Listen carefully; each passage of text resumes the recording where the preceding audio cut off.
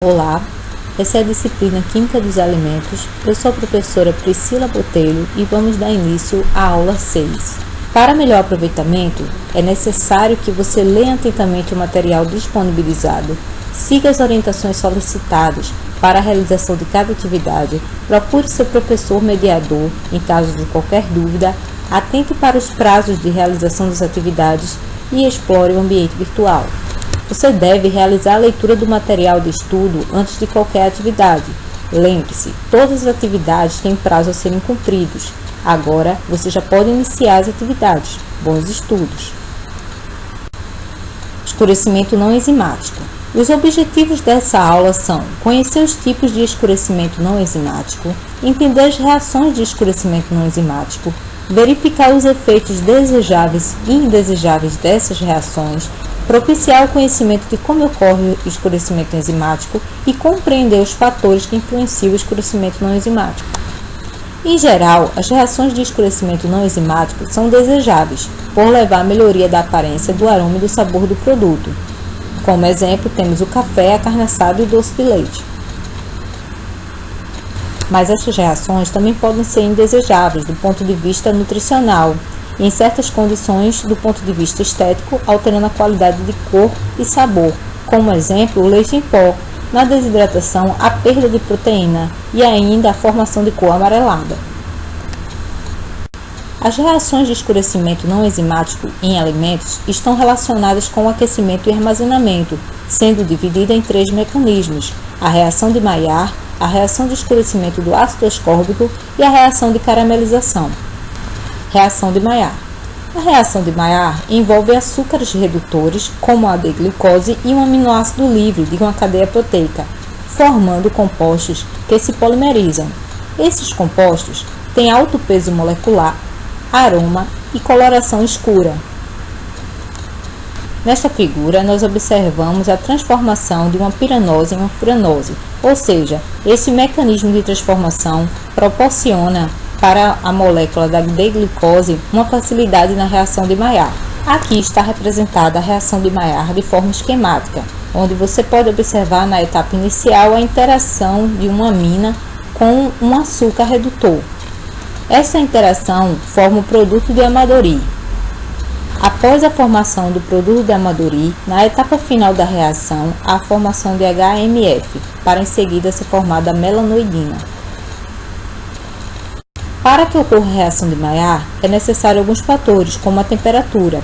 A reação ocorre em temperaturas maior ou igual a 30 graus Celsius e é diretamente proporcional à velocidade da reação, ou seja, quanto maior a temperatura, maior a velocidade de reação. A intensidade do pigmento aumenta de acordo com a concentração de melanoidina formada. O pH é outro fator que influencia a reação de Maillard. Na faixa de pH entre 4 e 8, a reação ocorre. O pH é diretamente proporcional à velocidade da reação. Em pHs muito baixos, a probabilidade da reação ocorrer é mínima. Os tipos de aminoácidos também influenciam na reação de Maillard. Quanto mais o grupo NH2 estiver afastado da carboxila, mais reativo é o aminoácido. A velocidade da reação depende também do ponto isoelétrico do aminoácido. A lisina é o aminoácido mais reativo. A histidina, arginina e o triptofano também podem ser aminoácidos perdidos pela reação. A atividade de água também influencia a reação de Maillard. A reação pode ocorrer em atividades de água entre 0,5 e 0,8. Para inibir a reação de Maillard, podemos adicionar agentes químicos ou criar condições adversas, diminuindo ou aumentando o teor de água, reduzindo o tempo de processamento, como exemplo a pasteurização, que antes era feita a 60 graus Celsius por 30 minutos e atualmente é feita a 72 graus Celsius por 15 segundos.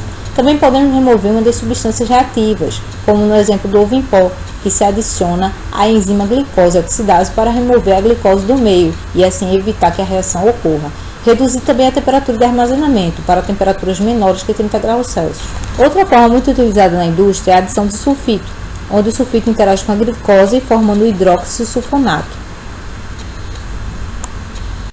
Aqui serão listadas algumas reações de escurecimento enzimático. Primeira, em leites derivados. O leite e derivados são muito sensíveis à reação, devido à alta concentração de glicose e presença de proteínas termossensíveis. Para essas reações com leite, pode ocorrer perda nutricional de 3% para o leite pasteurizado e para o esterilizado de 8 a 12%. As condições de secagem também determinam a perda do leite, podendo ocorrer cerca de 30% de perda nutricional. O armazenamento também pode favorecer a perda, devido à quantidade de água e temperatura. As carnes e derivados são relativamente sensíveis à reação de Maillard, possuem baixa quantidade de açúcares e acidez natural. Em peixes, essa reação é mais intensa, devido ao alto teor de ribose e alto pH devido às alterações pós-mortem. Em cereais e derivados, essa reação também ocorre, mas há a formação de flavor e coloração resultante da destruição da lisina. As reações são iniciadas pela moagem do grão, por ter temperatura alta e baixa umidade. Nos cereais ainda pode ocorrer a caramelização, além da reação de Maillard, por adição de açúcares ou por hidrólise natural do amido. A secagem do macarrão e cozimento do pão são exemplos de processos que ocorrem do escurecimento não enzimático. Reações de escurecimento do ácido ascórbico.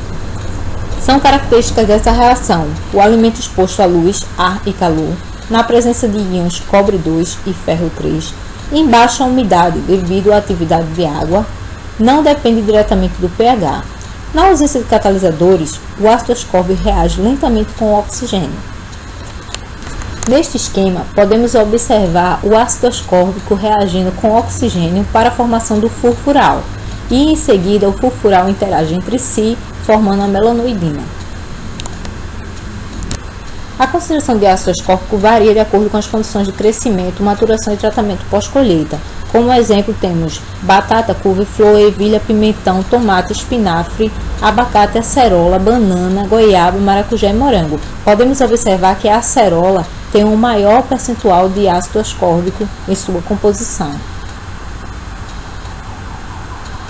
A estabilidade do ácido ascórbico depende diretamente da origem do suco. Acredita-se que algumas inibições são devido à presença de flavonoides, podendo ser enzimática, bloqueando a formação de radicais livres, pode ser também não enzimática por complexação de metais e também pela inibição do ácido cítrico, onde atua também na complexação de metais que aceleraria a reação de escurecimento.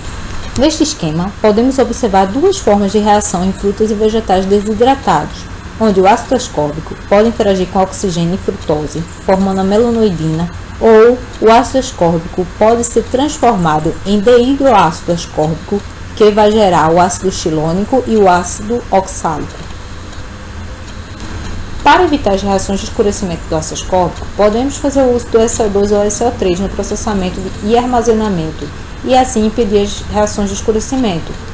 O congelamento também previne o escurecimento de sucos concentrados, armazenados por longos períodos.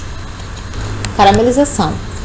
É a degradação de açúcares, isto é, uma pirolização em temperaturas superiores a 120 graus Celsius, formando produtos de alto peso molecular e escuros, chamados caramelos. A reação é uma desidratação intramolecular com rompimento de ligações glicosídicas. Neste esquema, podemos observar o processo de caramelização, onde o açúcar perde água por diversas vezes até formar o furfural, que por sequência se polimeriza formando as melanoidinas.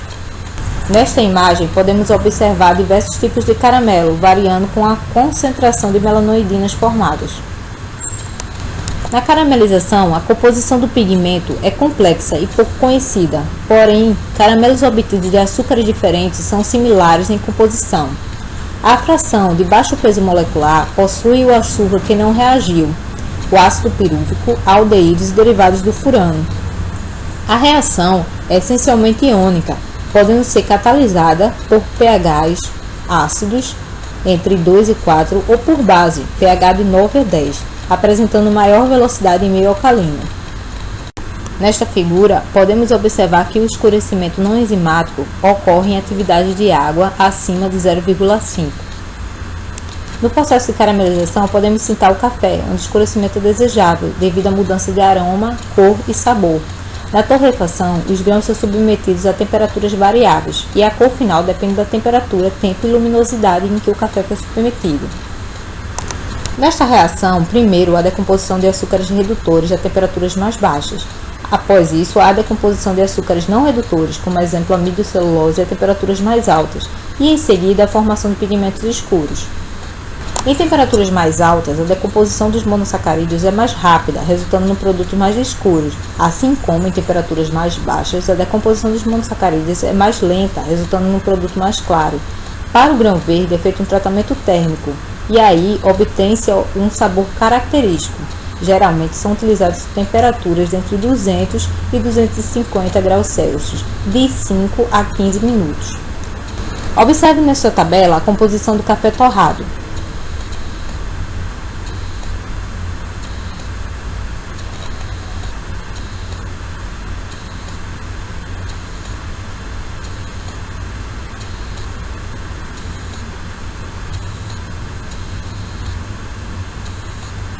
Composição do café torrado. Proteínas. Na torrefação do café, aminoácidos como arginina, aspartato, cistina, histidina, lisina, serina, treonina e metionina diminuem cerca de 18%. Os carboidratos são insolúveis durante o aquecimento para fragmentos menores e solúveis. Da pirólise de monossacarídeos, como a sacarose, são formados compostos heterocíclicos. As melanoidinas da composição do café são compostos de coloração escura presentes na fração solúvel do café torrado, ou derivados da reação de Maillard ou da caramelização. Os lipídios presentes são óleos vegetais com predominância do ácido linoleico e ácido palmítico, como exemplo, o cafestol e o caveol. Nesta figura, nós observamos o cafestol e o caveol.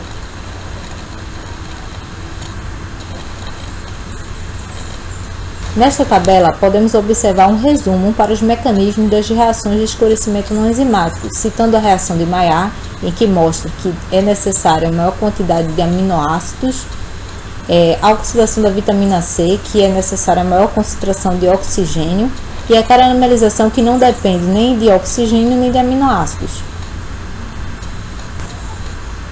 Você estudou nessa aula a interação entre a carbonila e os grupos amina livre de natureza não enzimática designada pela reação de Maillard, como também a reação de caramelização e a oxidação do ácido ascórbico, que provocam modificações complexas nos alimentos e nos sistemas biológicos. Você também viu as implicações na química dos alimentos, qualidades organolépticas, na sua inocuidade, formação de mutagênicos, na nutrição, biodisponibilidade de aminoácidos, dentre outras.